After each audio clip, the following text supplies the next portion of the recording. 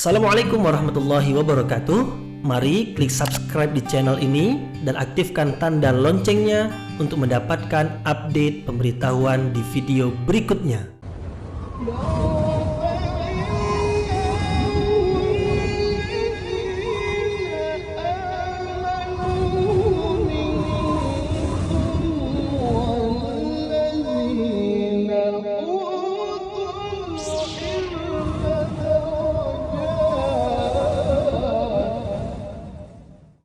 A'udzu billahi minasyaitonir rajim. Bismillahirrahmanirrahim. Assalamualaikum warahmatullahi wabarakatuh. Alhamdulillahi rabbil alamin wa bihi nasta'in ala umurid dunya waddin nasta'inuhu wa nastaghfiruh wa na'udzu billahi min syururi anfusina wa min sayyiati a'malina. فمن يهده الله فلا مضل له ومن يضلل فلا هادي له أشهد أن لا إله إلا الله وحده لا شريك له وأشهد أن محمدا عبده ورسوله لا نبي بعده أما بعد. Kita bersyukur kepada Allah Subhanahu wa taala, yaitu dengan memuji Allah, dengan mengucapkan Alhamdulillahi Rabbil Alamin. Segala puji bagi Allah yang mengatur sekalian alam. Mudah-mudahan dengan banyak memuji Allah sebagai tanda bersyukur kepada Allah, Allah tetap senantiasa melimpahkan rahmat dan karunia-Nya kepada kita. Kemudian tidak lupa pula bersalawat kepada Rasulullah dengan mengucapkan Allahumma salli ala Sayyidina Muhammad wa ala ali Sayyidina Muhammad, dan bersalam kepada Rasulullah dengan ucapan Assalamualaikum ya Rasulullah. Alhamdulillah kita dapat kembali meneruskan pengajian tafsir ayat-ayat suci Al-Quran yang insya Allah kita akan teruskan kepada ayat yang ke-101 dan 102 dari Suratun Nahl, Surah An-Nahl, ayat 101 dan 102 tentang kebijaksanaan Allah Subhanahu wa taala dalam menurunkan Al-Qur'an. Dalam penurunan Al-Qur'an ada dua bentuk penurunan Al-Qur'an. Pertama sekaligus, yaitu dari sisi Allah ke langit pertama, itu pada Lailatul Qadar 30 juz. Inna anzalnahu fi Lailatul Qadar, itu sekaligus 30 juz, 114 surat turun dari sisi Allah ke langit pertama. Kemudian dari langit pertama ke muka bumi, Rasulullah di muka bumi sebagai yang menerima Al-Quran. Maka Al-Quran yang diterima oleh Rasulullah itu bukan sekaligus, tetapi sedikit demi sedikit, atau ada istilahnya berangsur-angsur turunnya, sampai 23 tahun lamanya. 13 tahun di Mekah dan 10 tahun di Madinah. Begitulah bahasa yang biasa kita dengar dari pelajaran ilmu Al-Quran. Nah, sedikit-sedikit. Pertama kali turun 5 ayat saja. Iqra' bismi rabbikal ladzi khalaq, khalaqal insana min 'alaq, iqra' wa rabbukal akram alladzi 'allama bil qalam, 'allamal insana ma lam ya'lam. Dah sampai situ saja. Kemudian Rasulullah turun dari gunung Jabal Nur, dari Gua Hira. Gua Hira itu di atas gunung. Turun, kemudian Rasulullah pulang ke rumah, kemudian Rasulullah berselimut. Karena Rasulullah sangat khawatir sekali, sangat bimbang sekali. Dan juga ada rasa takut, apalah yang akan berlaku berikutnya ini. Maka minta diselimuti, maka istri baginda yaitu Khadijah radhiyallahu anha menyelimuti Rasulullah sallallahu alaihi wasallam. Maka ketika Rasulullah sedang berselimut itu turun pula ayat Al-Quran, yaitu ya ayyuhal muddaththir qum fa'anzir wa rabbaka fakabbir wa thiyabaka fatahhir warrujza fahjur, dan seterusnya. Jadi tidak sekaligus Al-Quran itu turun, tetapi turunnya sedikit demi sedikit. Nah, turunnya Al-Quran itu sedikit itu adalah dengan kebijaksanaan Allah Subhanahu wa Ta'ala. Kemudian yang akan menjadi pembahasan kita dari dua ayat yang kita pelajari, yaitu ayat yang ke-101 dan 102, ada di antara ayat yang pertama kali itu turun, kemudian nanti ada lagi ayat berikutnya turun, Allah tempatkan ayat yang pertama itu pada ayat yang kedua itu pada tempat yang pertama, atau digantikan ayat yang pertama itu oleh ayat yang kedua. Nah, umpamanya ada ayat pertama kali turun tentang hukum meminum minuman keras yang memabukkan. Yas'alunaka 'anil khamr. Mereka bertanya kepadamu wahai Muhammad tentang minuman keras. Qul fihima ithmun kabiru wa manafi'un linnas wa ithmuhuma akbaru min naf'ihima. Katakanlah bahwasanya minum-minuman keras itu adalah suatu dosa kalau meminumnya, tetapi ada manfaatnya. Nah, lanjutannya, tetapi mudaratnya, yaitu keburukannya lebih besar dari manfaatnya. Maka apabila ayat ini turun, itu belum lagi menerangkan tentang minuman keras itu adalah haram, belum lagi, belum. Kemudian turun lagi ayat berikutnya tentang minuman keras juga. La taqrabus salata wa antum sukara. Jangan kamu mendekati salat sedangkan kamu dalam keadaan mabuk. Maknanya kamu jangan minum minuman keras ketika akan melakukan salat. Karena nanti kamu masih mabuk, kemudian kamu sholat, maka nanti kamu membaca Al-Quran itu bisa terbolak-balik. Berarti hukum yang pertama tadi sudah terpinggir, sudah terangkat, karena sudah digantikan oleh hukum yang kedua, yaitu tidak boleh meminum minuman keras apabila sudah dekat waktu sholat. Kalau yang pertama tadi boleh, silakan, karena ada manfaatnya. Nah, tak ada pengharaman di ayat yang pertama. Maka ayat yang kedua ini telah berada di tempat ayat yang pertama. Jadi ayat yang pertama itu sudah tak ada lagi hukumnya. Kemudian turun lagi ayat tentang minuman keras yang ketiga. Nah, ini yang ketiga. Yaitu yang ketiga, innamal khamru wal maisiru wal ansabu wal azlamu rijsun min amali syaitan fajtanibu. Sesungguhnya minuman keras itu, kemudian berjudi itu, dan adalah kotoran dari kotoran syaitan, maka hindarilah. Nah, berarti ayat ini menerangkan tentang haramnya meminum minuman keras, baik itu dekat waktu salat ataupun masih jauh waktu salat. Maknanya sama sekali tak boleh lagi meminum minuman keras. Maka dua ayat yang sebelumnya itu sudah tidak berjalan, tak berlaku lagi hukumnya. Jadi hukum yang berlaku adalah hukum di ayat yang ketiga, yaitu pengharaman minuman keras kapanpun waktunya. Nah, ayat Al-Quran yang turun satu-satu seperti ini penurunannya adalah dari Allah yang maha bijaksana. Nah, inilah dia judul pengajian kita ini. Jadi kita mau menerangkan judul pengajian ini, bahwasanya Al-Quran itu diturunkan dengan kebijaksanaan. Di mana letak kebijaksanaan itu?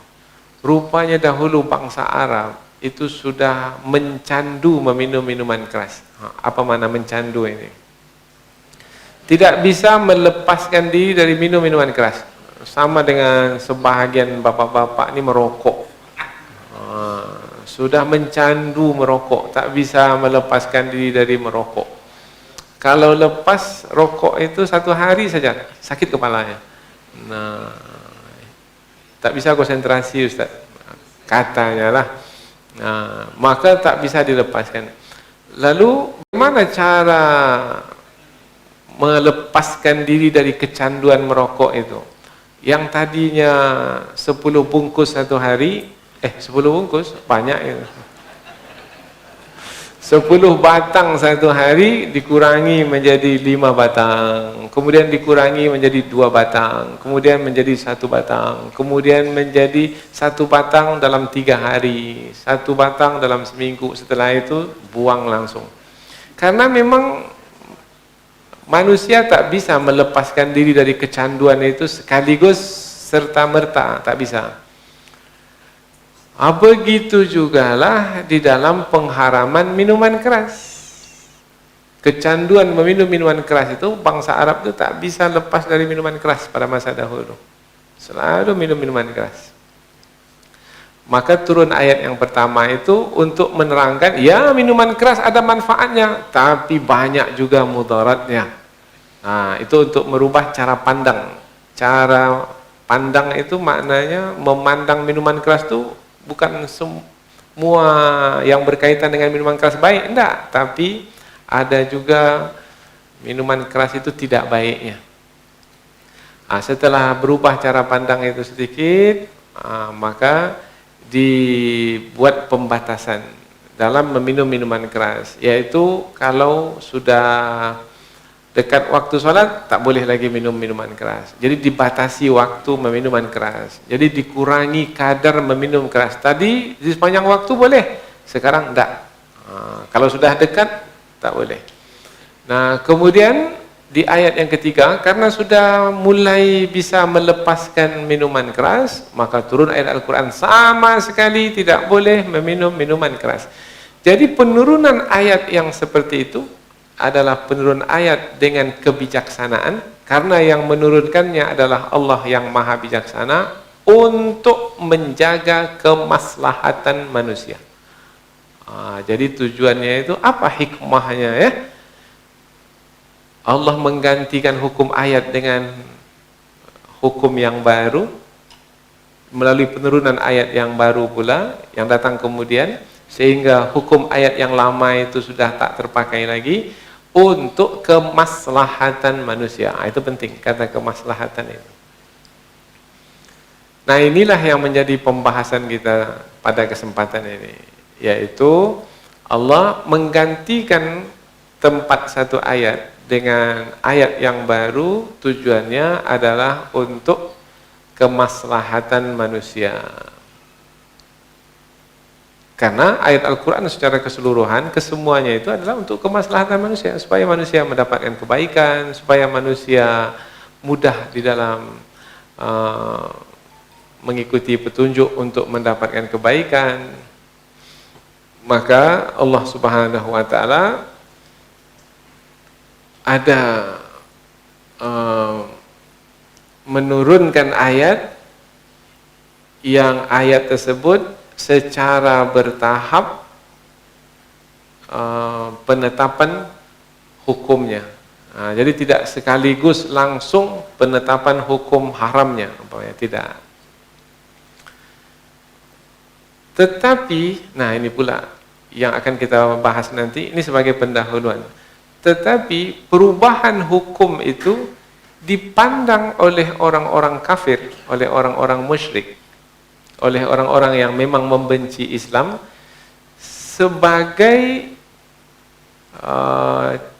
celah untuk menuduh Rasulullah sallallahu alaihi wasallam, yaitu dengan mengatakan ini Nabi Muhammad itu orang yang tak tetap pendirian. Sebelumnya dia bolehkan, kemudian setelah itu dia haramkan. Nah, kalau tetap pendiriannya, sekali diharamkan, haramkan. Sekali dibolehkan, bolehkan terus. Itu celah. Biasanya memang orang kalau sudah benci, kalau sudah dengki, maka pasti mencari-cari kesalahan. Maka dicarilah kesalahan.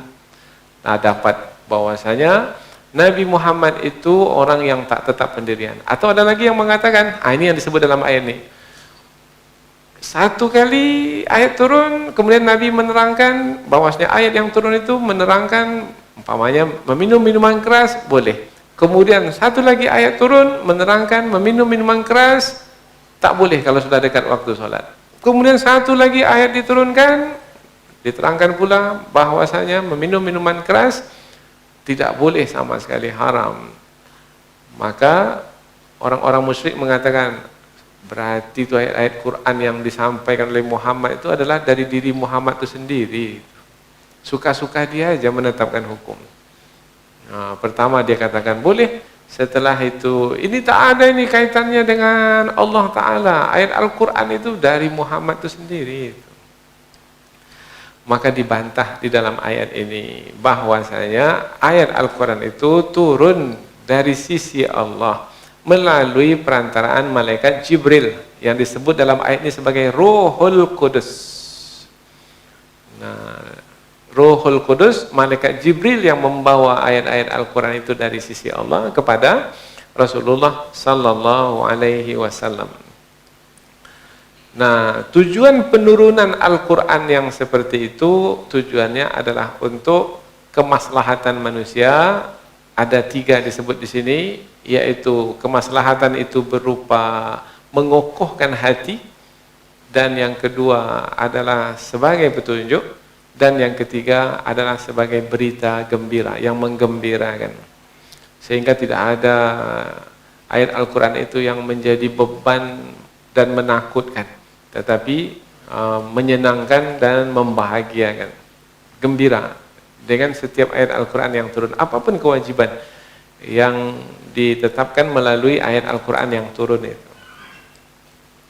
Inilah dia 2 ayat yang akan kita pelajari, yaitu tentang ayat-ayat Al-Quran yang turun dari sisi Allah itu turun tidak sekaligus tetapi bertahap. Kemudian ada di antara ayat Al-Quran itu yang ayat yang kemudian itu menempati kedudukan ayat yang pertama.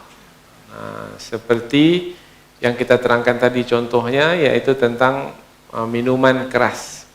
Nah, ayat ini biasanya disebut dengan ayat nasikh mansukh. Ini istilah ya. Nasikh maknanya yang menghapuskan, mansukh yang dihapus. Tadi ada berapa ayat tadi? 3 ayat kan?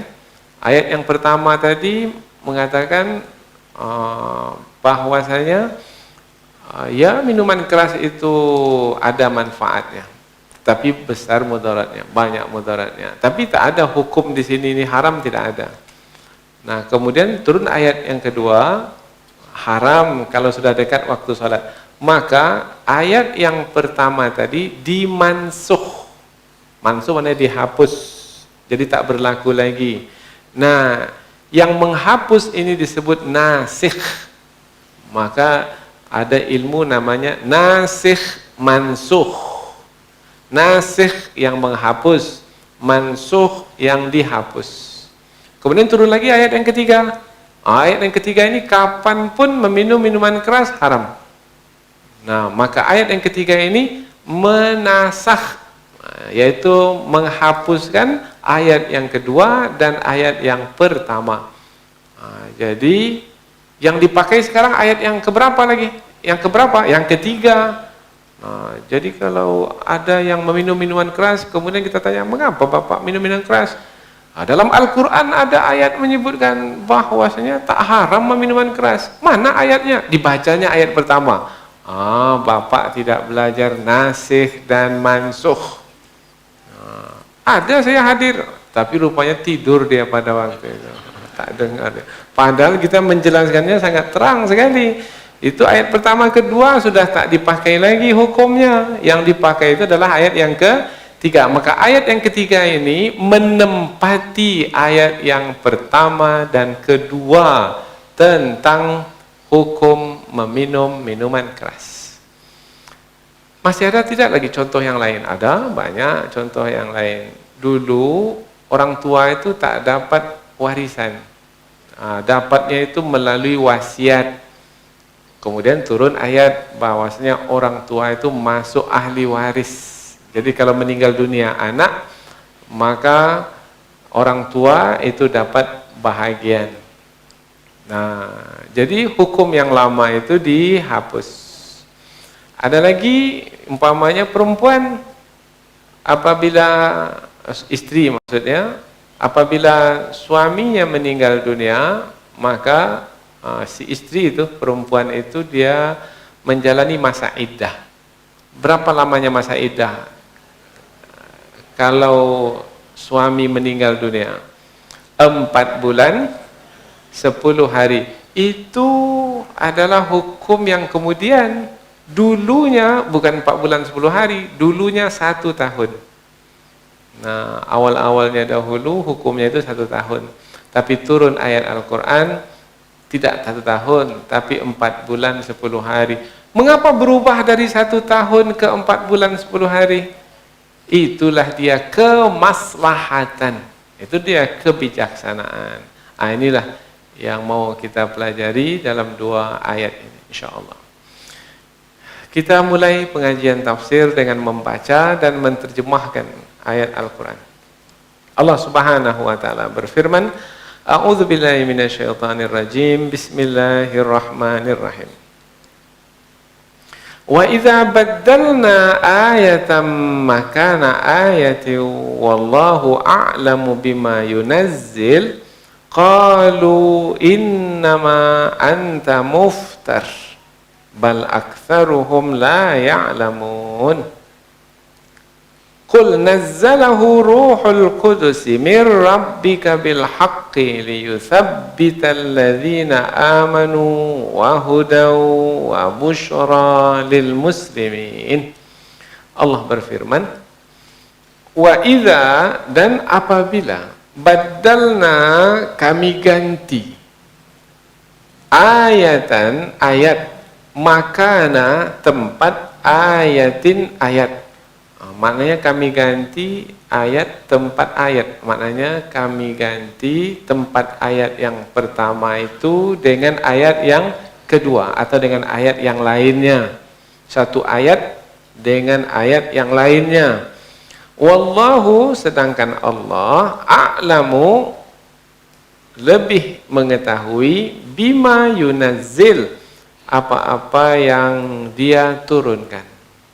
Jadi Allah tahu sebenarnya tentang pengharaman minuman keras itu sampai ke akhirnya, ya. Tetapi Allah turunkan 1 ayat dulu, setelah itu 1 lagi ayat, setelah itu 1 lagi ayat. Jadi berapa kali? 3 kali penurunannya itu. Qalu, mereka berkata, mereka siapa ini? Orang-orang musyrik, orang-orang kafir yang dengki kepada Rasulullah, kepada agama Islam, kepada Al-Quran. Innama, sesungguhnya, anta, kamu, wahai Muhammad, muftar, muftarin. Muftar ini yaitu yang mengada-adakan. Jadi mereka menuduh Rasulullah adalah yang membuat Al-Quran itu. Mana buktinya membuat Al-Quran? Ini sekali mengatakan boleh, kemudian sekali lagi mengatakan boleh, kemudian kalau sudah dekat waktu sholat tak boleh, kemudian tak boleh sama sekali. Ini nampaknya dari Muhammad itu sendiri. Baik.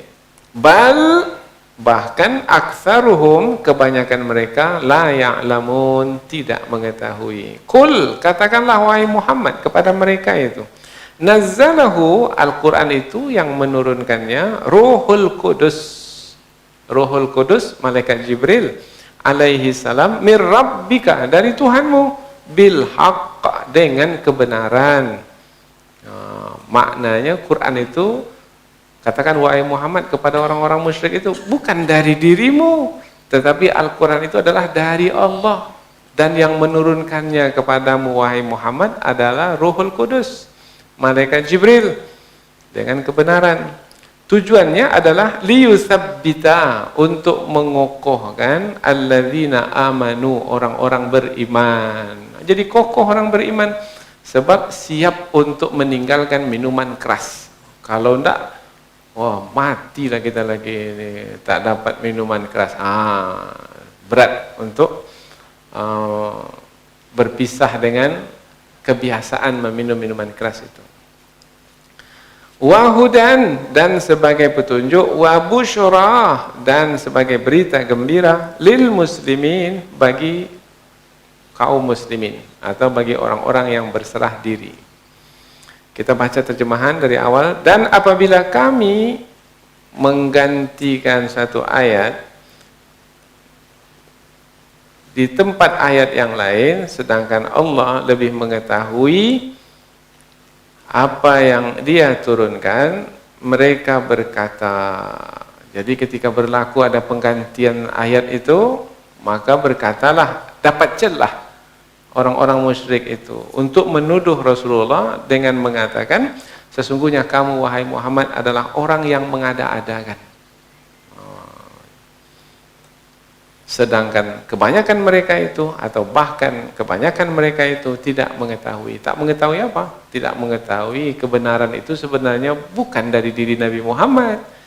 Kebenaran itu, Al-Quran itu adalah dari Allah Subhanahu wa ta'ala. Katakanlah wahai Muhammad, sesungguhnya Ruhul Kudus menurunkan Al-Quran itu dari Tuhanmu dengan kebenaran untuk mengokohkan hati orang-orang beriman dan sebagai petunjuk dan juga sebagai berita gembira bagi orang-orang yang berserah diri. Jadi dua ayat yang akan kita pelajari ini menerangkan tentang kebijaksanaan Allah Subhanahu wa ta'ala dalam penurunan Al-Quran. Di mana kebijaksanaan Allah dalam penurunan Al-Quran? Yaitu Allah tidak menurunkan Al-Quran sekaligus. Kalau sekaligus bermakna seluruh hukum sekaligus langsung diamalkan. Wah, terkejut kita yang menerima syariat itu kesemuanya.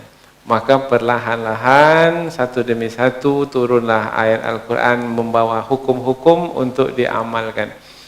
Maka yang berkaitan dengan kebiasaan yang sangat berat untuk dilepaskan, maka Allah menurunkan hukumnya itu secara berangsur-angsur. Tujuannya adalah supaya orang-orang beriman lebih mudah untuk mengamalkannya, kemudian sangat mudah untuk mengikutinya dan menjadi petunjuk serta kabar gembira. Di dalam Al-Quran itu ada yang menghantarkan kita ke surga, yaitu berupa syariat yang dijelaskan dengan sangat terang sekali. Kemudian di dalam Al-Quran itu juga ada berita gembira bahwanya setiap kebaikan yang kita lakukan akan kita dapatkan balasannya di dunia ini dan di akhirat nanti pasti. Nah, maka kita pun menjadi gembira. Nah, inilah dia dua ayat yang akan kita pelajari insyaallah. Selanjutnya kita pindah ke tafsir ayat, yaitu penjelasan yang lebih panjang dari ayat. Pertama, sebelum kita sampai ke kandungan ayat, munasabatul ayat. Munasabah ini maknanya keterkaitan antara ayat ini dengan ayat yang sebelumnya. Kesesuaiannya apa? Nah, kalau kita lihat ayat sebelum ini juga menerangkan tentang Al-Quran.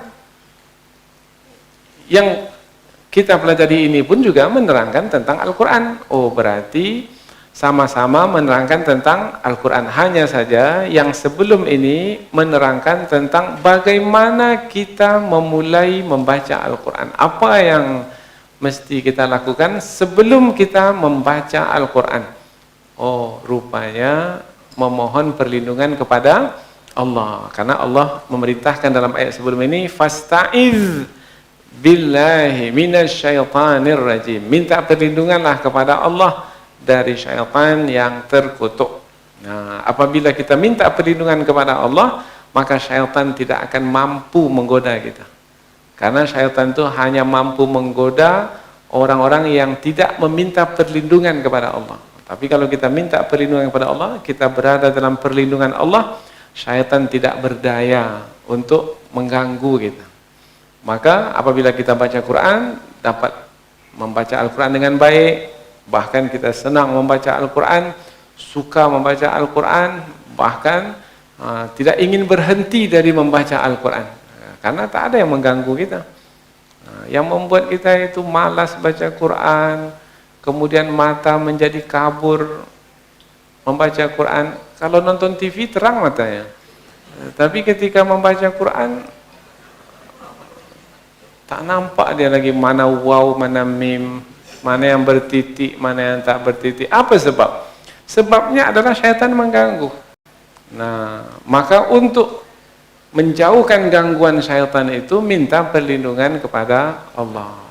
Dan ada juga pendapat yang mengatakan bahwasanya meminta perlindungan kepada Allah bukan hanya di awal kita hendak membaca Al-Quran, tetapi juga setelah membaca Al-Quran. Oh, berarti kita ingin apabila kita bersama Al-Quran, kita ingin mendapatkan kebaikannya. Nah, maka ayat sebelum ini menerangkan tentang kebaikan Al-Quran ketika kita membersamainya. Nah, jadi Al-Quran itu bagi orang-orang beriman adalah jantung hati, Rabi' qulubina, jantung hati kita itu Al-Quran. Karena Al-Quran membuat kita tenang, Al-Quran membuat kita bahagia, Al-Quran membuat kita damai, Al-Quran membuat kita gembira, Al-Quran membuat kita jadi berharap untuk mendapatkan kebaikan di dunia ini dan di akhirat nanti.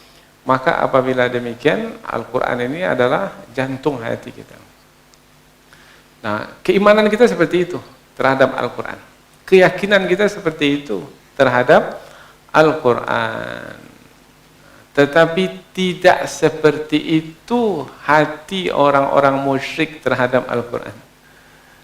Tidak seperti itu hati orang-orang kafir terhadap Al-Quran. Karena di dalam hati mereka itu ada penyakit.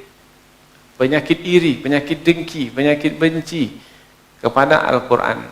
Maka mereka mencari celah-celah yang bisa mereka jadikan, gunakan untuk merendahkan Al-Quran dan menjatuhkan wibawa atau kedudukan Rasulullah sebagai yang menerima dan menyampaikan Al-Quran. Di antara celah itu adalah ketika mereka menjumpai ayat nasikh dan mansukh. Itulah dia kaitan dengan ayat sebelum ini. Sudah kita terangkan tadi makna ayat nasikh dan mansukh kan? Yaitu ayat yang ayat pertama turun dihapuskan hukumnya oleh ayat yang berikutnya yang turun kemudian. Nah, jadi ayat yang akan kita pelajari ini berkaitan dengan ayat yang sebelumnya, yaitu tentang maka jangan sampai hati kita itu seperti hati orang-orang musyrik, hati orang-orang kafir, yaitu yang berprasangka buruk terhadap Al-Quran. Nah, karena apabila kita beriman kepada Allah yang maha bijaksana dan meyakini bahwasanya firman Allah yang diturunkan itu adalah diturunkan dengan kebijaksanaan, maka tidak ada alasan sedikit pun untuk berprasangka buruk terhadap Al-Quran. Andaikan kita tak dapat memahami kemaslahatan kebaikan dari Al-Quran yang diturunkan itu, bukan bermakna Al-Quran itu tidak mengandung kemaslahatan. Bukan berarti Al-Quran tidak memiliki kebijaksanaan, tetapi akal kita mungkin yang tak sampai ke situ. Maka belajarlah, terus belajar. Belajar. Kalau orang tua meninggal, kemudian anak mendapat warisan, anak laki-laki dapat bahagian 2 kali lebih banyak dari anak perempuan. Umpamanya orang tua meninggalkan warisan 3 miliar, punya 2 anak, 1 laki-laki 1 perempuan. Anak laki-laki dapat berapa? 2 miliar. Anak perempuan dapat berapa? 1 miliar. Adil atau tidak?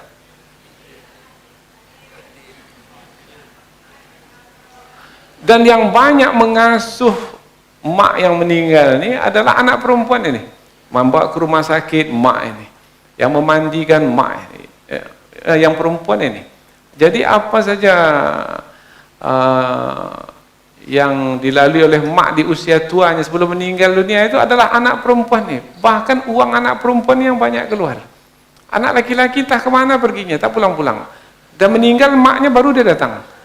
Nah, kemudian dia dapat 2 kali lebih banyak dari anak perempuan ini. Adil atau tidak ini?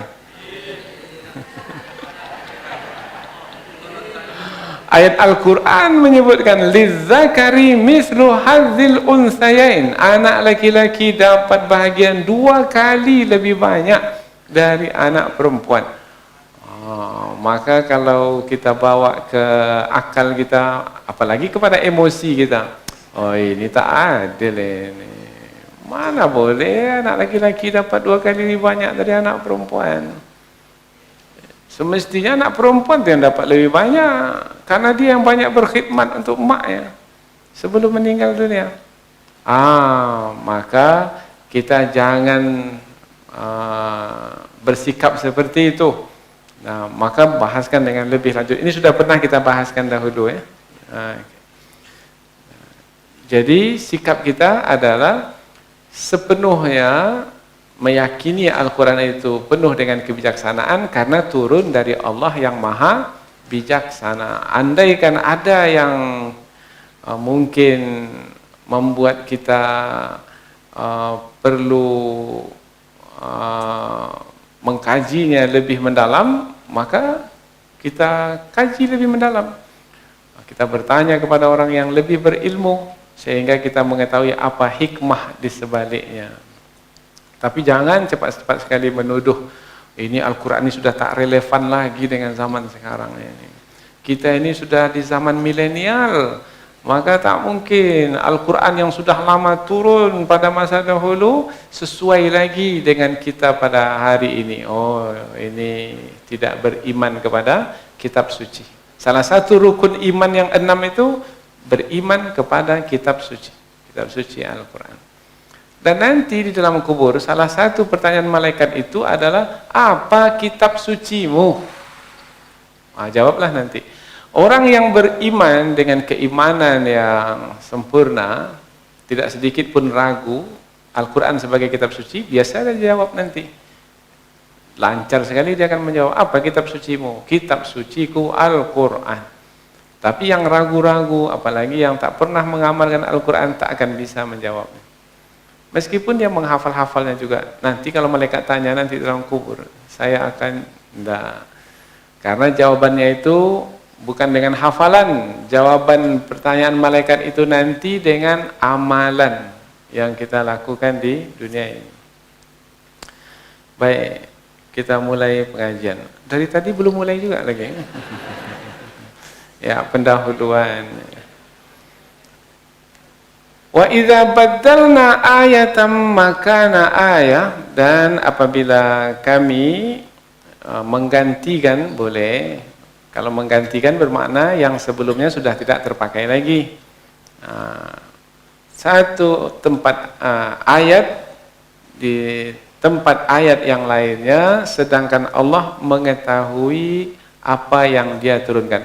Sedangkan Allah lebih mengetahui apa yang ia turunkan.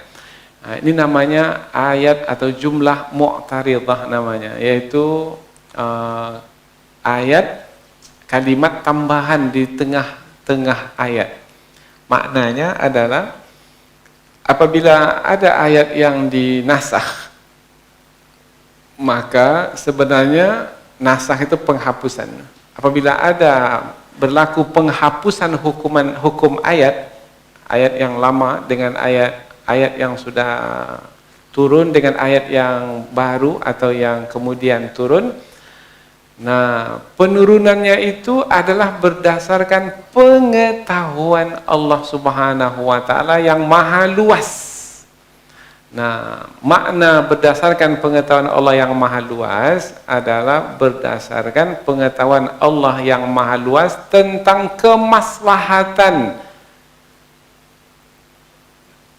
kemaslahatan yang akan didapatkan oleh orang-orang beriman di dalam pengamalan ayat tersebut.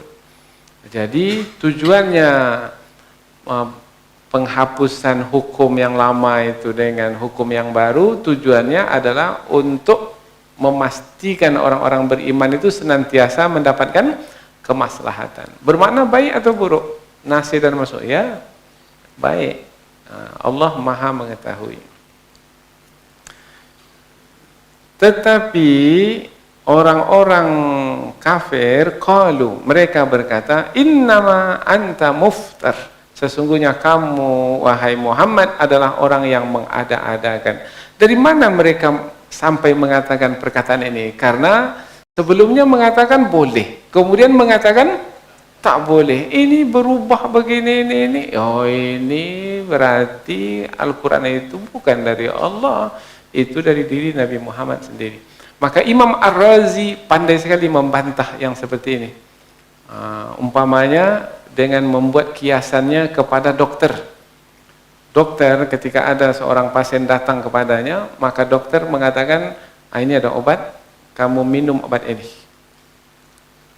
Nanti 3 hari lagi datang sini. Datang lagi 3 hari. Setelah itu dokter mengatakan, kamu jangan minum lagi obat ini. Sebelumnya dokter mengatakan minum. Kemudian setelah itu jangan minum. Ini apakah dokter ini tidak istiqomah ini? Bukan begitu maksudnya.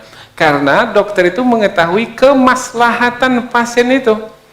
Di 3 hari pertama kemaslahatannya minum obat. Kemudian setelah itu kemaslahatannya jangan minum. Kalau minum juga mungkin obat itu jadi racun nantinya. Malah menambah penyakitnya. Karena dokter itu lebih mengetahui tentang pasiennya itu. Begitulah juga Allah Subhanahu wa taala tentang kita. Jadi kiasannya, analoginya Imam Ar-Razi ini hebat sekali ya. Nah, mungkin tidak kita menuduh dokter itu membuat-buat saja, sekali-kali memerintahkan kemudian berikutnya lagi melarang. Bukan, dengan ilmu. Dengan ilmu. Maka orang-orang kafir yang menuduh Nabi Muhammad mengada-adakan itu adalah sebenarnya tuduhan yang datang dari kedengkian yang ada dalam hati atau kebencian, tidak dengan menggunakan akal pikiran. Kalau menggunakan akal pikiran, tak akan mungkin dia menggunakan celah itu untuk menuduh Nabi Muhammad dengan tuduhan yang sangat tercela sekali, yaitu apabila menuduh Nabi Muhammad mengada-adakan, itu sama dengan mengatakan Nabi Muhammad adalah berbohong. Dan itu adalah tuduhan yang sangat berat sekali kepada seorang Rasul. Karena sifat pertama seorang Rasul itu apa? As-sidq, jujur.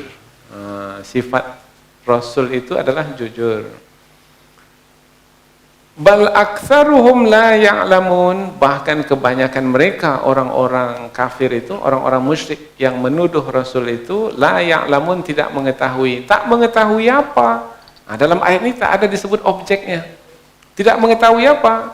Maka ulama tafsir menambahkan, yaitu sambungannya, tidak mengetahui hakikat Al-Quran, yang sebenarnya Al-Quran itu bukan dari Rasulullah, bukan dari diri Rasulullah, tetapi hakikat Al-Quran itu adalah dari Allah Subhanahu wa ta'ala. Itu yang tidak diketahui oleh orang-orang kafir. Atau ada lagi tafsiran yang kedua, bahkan kebanyakan mereka itu tidak mengetahui tentang hikmah atau kebijaksanaan penurunan ayat-ayat Al-Quran yang nasih dan mansuh itu, yaitu yang diturunkan secara berangsur-angsur dalam penetapan hukum. Itu yang mereka tak tahu. Maka karena mereka tak tahu hikmah itu, maka cepat sekali mereka menuduh Rasulullah SAW dengan tuduhan yang tercela, yaitu dengan mengatakan Nabi Muhammad mengada-adakan ayat-ayat Al-Quran.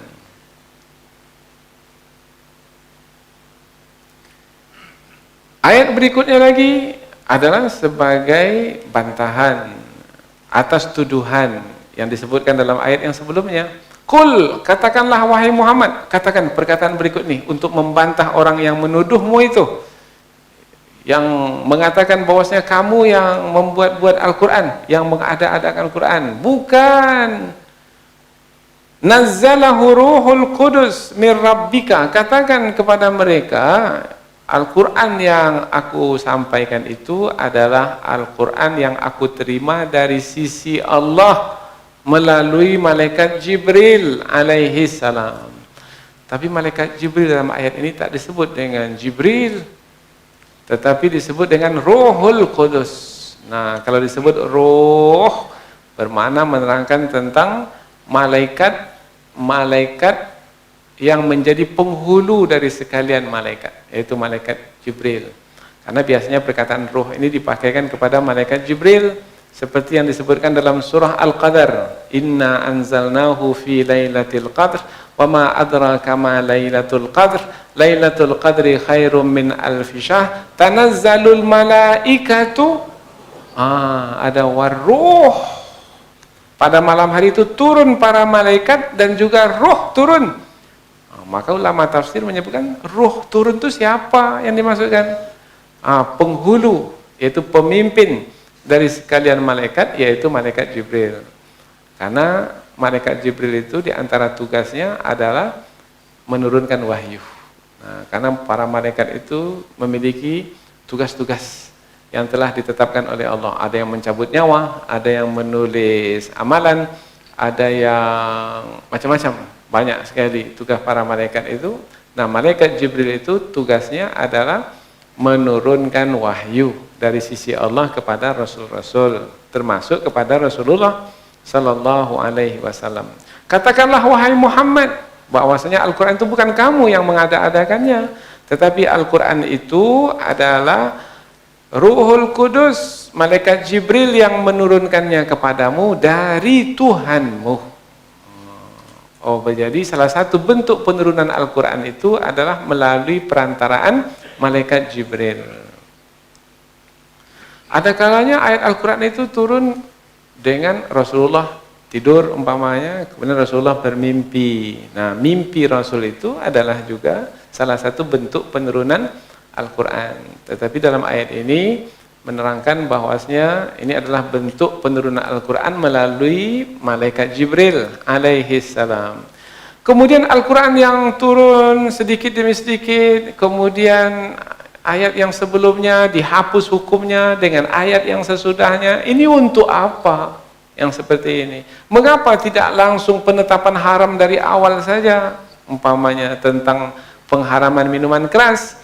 Maka jawabannya adalah liyusabbital ladzina amanu, untuk mengokohkan hati orang-orang beriman. Kalau tidak goncang juga hati orang-orang beriman, karena langsung diharamkan minuman keras yang menjadi kebiasaan mereka dahulu. Kalau sekarang ada orang datang berjumpa kita umpamanya, Ustadz, apa hukum merokok? Maka apa jawaban kita? Langsung haram.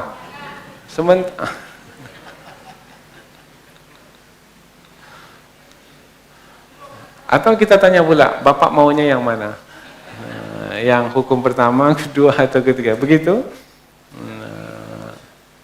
Ya, tergantung kepada orang yang merokok. Nah, maka di sini perlunya ketika kita menetapkan hukum, mengetahui keadaan orang yang bertanya itu seperti apa.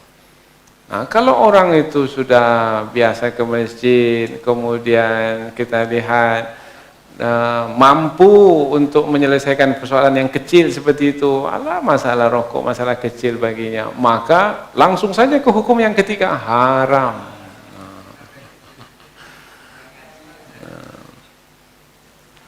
Karena sudah mengaji dia.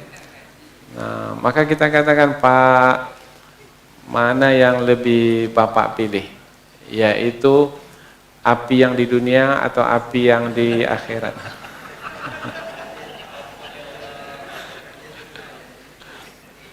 Nah,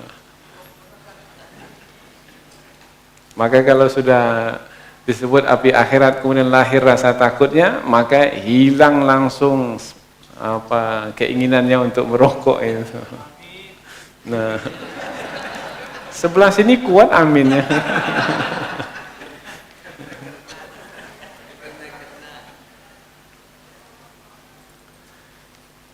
Wahudan, dan Al-Quran yang turun berangsur-angsur sedikit-sedikit, kemudian ada hukum yang digantikan dengan hukum yang lain lagi berikutnya, itu adalah sebagai hudan, sebagai petunjuk. Kalau disebut hudan, hidayah, petunjuk, maknanya adalah yang menyampaikan ke tujuan. Nah, selalu kita sampaikan.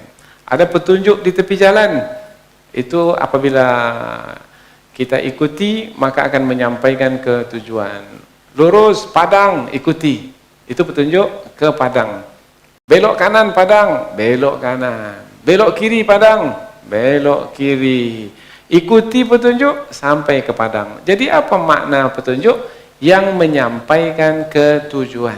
Tapi kapan baru petunjuk menjadi petunjuk yang bermanfaat sehingga bisa menyampaikan kita ke tujuan? Kalau petunjuk itu diikuti. Petunjuk benar, tapi tak diikuti, maka tak akan mungkin sampai ke tujuan. Belok kiri umpamanya ke Padang, belok kanan ke Dumai. Dia mau pergi ke Padang. Belok kiri mestinya ada tulisan Padang, jelas. Yang ke kanan Dumai, jelas. Nah, dia tak mau. Enggak, saya mau belok kanan juga. Nah, kemana sampainya? Nah, ini orang seperti ini, ada orang yang tidak mengikuti petunjuk. Maka kita selalu minta, ya Allah, terangkanlah kepada kami yang benar itu benar. Allahumma arinal haqqa haqqan. Nampakkan kepada kami yang benar itu benar. Petunjuk jalan ke surga, ya Allah, nampakkan kepada kami. Kemudian warzuqnat tiba'ah, dan tolong kami, bantu kami ya Allah untuk mengikuti yang benar itu. Karena kalau tidak, maka tak bermanfaat, tak ada gunanya. Jadi kita minta tolong. Wa arinal batila batilan warzuqna ijtinabah, dan perlihatkan kepada kami yang batil itu batil, yang sesat itu sesat, dan tolong kami untuk terhindar dari kesesatan itu. Jadi dua sekali ya, petunjuk yaitu yang menyampaikan ke tujuan, dan petunjuk baru bermanfaat sebagai petunjuk kalau petunjuk itu diikuti. Al-Quran itu sebagai petunjuk, ikuti.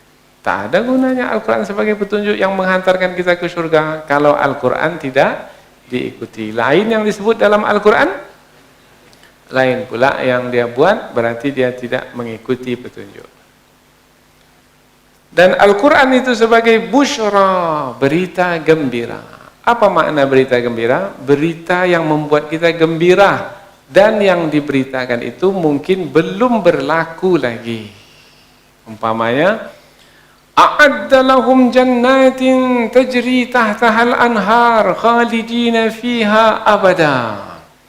Nah, untuk orang yang berhijrah di jalan Allah itu, Allah sediakan untuk mereka surga yang mengalir di bawahnya sungai-sungai, dan mereka kekal dalam surga itu selama-lamanya. Ini berita gembira.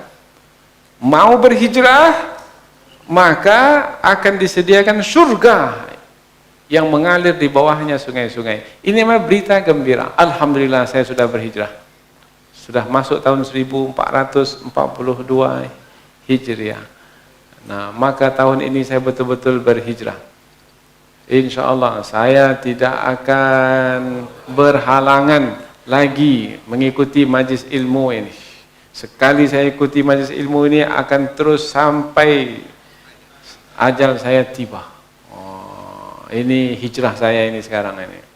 Saya akan terus menghadiri majlis ilmu ini, kecuali kalau uzur yang tak bisa dielakkan, halangan yang tak bisa dielakkan, tak sakit umpamanya, tak apa, barulah. Tapi kalau masih, saya akan datang insya Allah. Ini namanya berhijrah. Dari yang dahulu tidak ke majlis ilmu, sekarang sudah ke majlis ilmu. Ini namanya berhijrah. Kemudian gembira hatinya. Apa sebab? Ada berita gembira untuk orang yang berhijrah. yaitu untuk orang yang berhijrah itu surga yang mengalir di bawahnya sungai-sungai. Sudahkah dia masuk surga sekarang? Belum. Tetapi sudah gembirakah hatinya sekarang? Sudah. Apa sebab dia gembira? Dapat berita gembira. Jadi berita itu saja sudah menggembirakan. Pernah kita terangkan tentang contoh ini yang mudah. Ada suami istri sudah lama berumah tangga, tak kunjung dapat anak. Kemudian satu ketika suami istri ini pergi ke dokter, kemudian memeriksakan diri mereka. Kemudian rupanya dokter terkejut ketika memeriksa istrinya ini, rupanya istrinya ini sudah mengandung. Maka dokter pun mengatakan, Pak, berita gembira. Bu, berita gembira. Pak, istri bapak, ibu sekarang sedang hamil, mengandung anak. Berita gembira. Sudah lahir anak? Belum. Tapi dengan berita itu saja sudah membuat suami istri itu gembira. Nah, Al-Quran juga menerangkan tentang akhirat, tentang surga. Tetapi sudahkah kita sekarang ini di akhirat? Belum lagi, masih di dunia. Tetapi karena berita Al-Quran adalah berita yang benar, maka membuat kita menjadi gembira. Gembira kita itu sejati karena yang diberitakan oleh Al-Quran itu tepat pasti, tidak akan menyimpang. Jadi seperti apa yang diberitakan oleh Al-Quran, seperti itu nanti yang akan berlaku. Maka kita kalau ingin bergembira, maka bacalah berita-berita gembira di dalam Al-Quran, membuat kita gembira. Kadang-kadang kita sedih, umpamanya kesedihan kita karena umpamanya kita tidak mendapat upah. Kita sudah penat bekerja di dunia ini, tak dapat upah, tak dapat gaji, tak dapat. Karena upah itu kan yang menggembirakan kita. Karena orang yang mempekerjakan kita itu tak mau bayar upah, atau dia pergi hilang entah kemana. Nah, maka kita pun menjadi sedih. Baca ayat Al-Quran. Apabila kita bekerja, apakah pekerjaan kita itu sia-sia? Enggak. Mungkin dari manusia kita tak dapat upah, tetapi dari Allah kita tetap mendapat ganjaran. Dan ganjaran yang dari Allah itu jauh lebih banyak dari yang kita dapatkan dari manusia. Mungkin tak dibayar kepada kita habis 100 juta umpamanya. Tapi boleh jadi yang Allah sediakan untuk kita lebih banyak dari itu. Kita yakin. Karena apabila kita beramal karena Allah Subhanahu wa taala, maka Allah akan memberikan ganjarannya bi ahsani ma kanu ya'malun, lebih baik dari apa yang mereka kerjakan. Membuat kita gembira. Sudahlah, memang tak rezeki saya dari orang tuh, tetapi rezeki saya tetap dari Allah Ta'ala. Sudah, senang hatinya. Stres? Enggak. Jadi tak ada sebenarnya sebab untuk stres, ya. Jadi orang yang stres-stres itu apa sebabnya itu? Mengapa stres juga dia? Karena dia tidak mendapatkan berita gembira. Yang dia dapatkan itu berita apa? Berita sedih aja terus. Itu yang buat dia stres. Maka orang yang beriman kepada Allah, la khaufun alaihim wala hum yahzanun, tidak ada ketakutan atas mereka dan tidak pula mereka bersedih hati. Kalau tak ada rasa takut, tak ada stres. Tak ada sedih hati, tak ada stres. Dua itu yang menyebabkan orang stres, terbeban, yaitu takut dan sedih. Takut miskin. Takut miskin? Ini sudah tak bekerja lagi, dah berapa lama ini? Kedai tak buka, tak ada uang masuk, tak ada pendapatan. Nah, sementara pengeluaran terus. Takut miskin? Enggak. Oh, hebat ini berarti. Iya, apa yang perlu ditakutkan? Takut miskin? Ya, takut. Tetapi cepat sekali rasa takut itu hilang. Apa sebab? Sebab kita memiliki keimanan kepada Allah yang menjamin rezeki kita. Nah, apabila saya bertawakal kepada Allah, Wa may yatawakkal 'alallah fahuwa hasbuh. Siapa yang bertawakal kepada Allah, maka cukuplah Allah baginya. Karena keimanannya kepada Allah yang Maha Kaya, yang menjamin rezeki, hilang rasa takut tadi. Itu yang membuat dia gembira kembali. Jadi stres, tak ada lagi stres. Maka kita jumpa dia, tak ada berkerut keningnya. Assalamualaikum, waalaikumsalam. Apa kabar Pak? Baik. Meskipun tak ada kerja, baik. Apa sebab? Sebab keimanannya kepada Allah itu yang membuatnya tenang, senantiasa mengingat Allah, menjadikan hati itu tenang. Ala bizikrillahi tatma'innul qulub. Ketahuilah dengan mengingat Allah, Allah pemberi rezeki, yang menjamin rezeki, membuat hati menjadi tenang. Inilah dia kegembiraan orang-orang beriman, disebabkan karena janji-janji Allah banyak sekali di dalam Al-Quran. Lil muslimin, bagi orang-orang yang berserah diri kepada Allah. Tadi liyusabbital ladzina amanu, untuk mengokohkan orang-orang beriman. Tadi orang-orang beriman, sekarang pula orang-orang yang berserah diri. Apa beda antara orang beriman dengan orang berserah diri? Kalau kita sebagai orang beriman, kita disebut mukmin. Kalau kita sebagai orang yang berserah diri disebut muslim. Mukmin bermakna keyakinan yang kokoh di dalam hati. Allah sebagai pencipta, pengatur hidup kita ini, yang berkuasa atas segala sesuatu. Beriman? Ya, beriman. Nah, setelah kita mempercayai Allah sebagai yang mengatur alam semesta ini, Maha berkuasa atas segala sesuatu, kemudian kita berserah diri kepadanya. Maknanya kita berusaha, ya berusaha, tapi yang menentukan usaha kita itu adalah Allah yang Maha berkuasa itu. Jadi dua-dua sekali itu. Mukmin juga, muslim juga. Maka Al-Quran itu akan mengokohkan hati kita, Al-Quran itu akan menjadi petunjuk bagi kita, dan Al-Quran itu akan menjadi pembawa berita gembira untuk kita.